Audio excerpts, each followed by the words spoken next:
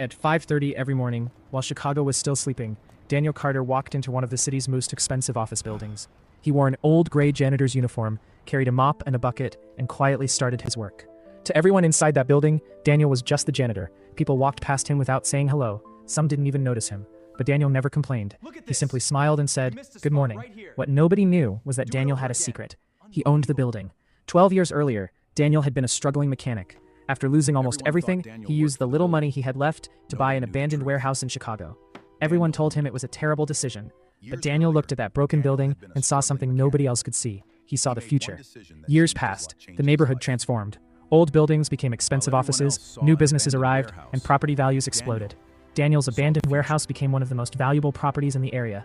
But instead of living a luxurious life, Daniel chose to work inside the building as a janitor. He wanted to see how people treated someone they thought was unimportant.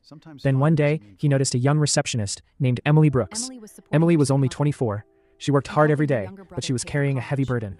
Her mother was sick, her younger brother needed money for college. Almost every dollar Emily earned went back to her family. One afternoon, Daniel found Emily sitting alone at her desk, eating a small sandwich. He asked, "You okay?" Emily forced a smile. "I'm fine." Daniel looked at her and quietly said, "Sometimes fine doesn't mean fine." A few weeks later, everything changed. The company announced massive layoffs. Emily was one of the employees being fired. That evening, she sat alone in the lobby, holding her termination letter and trying not to cry. Daniel sat beside her. "Don't give up," he said. Emily looked at him sadly. "It's easy for you to say, you're just the janitor." Daniel paused. Then he smiled. "You're right." The next morning, Emily received a mysterious phone call. Someone offered her a new position.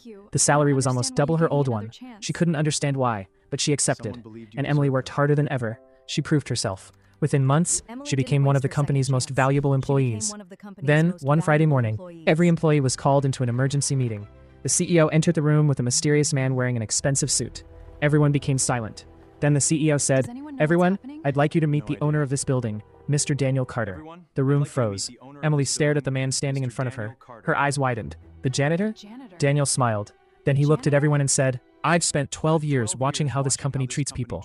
He paused. Numbers tell you how much money a person makes. Character tells you how valuable that person really is. Then Daniel walked toward Emily and handed her a folder. Inside was a major promotion and a scholarship fund for her younger brother. Emily couldn't stop her tears. Daniel looked at her and said, "You were never just a receptionist. You were the person who kept showing up when life gave you every reason not to." And then Daniel turned toward the entire room. Never judge someone's future by the uniform they're wearing today. Because sometimes, the person you ignore every morning may be the person who changes your life tomorrow. Remember this, your current position does not define your future. Your character does, your persistence does, and the way you treat people does. Because you never know who the person standing quietly beside you might become tomorrow.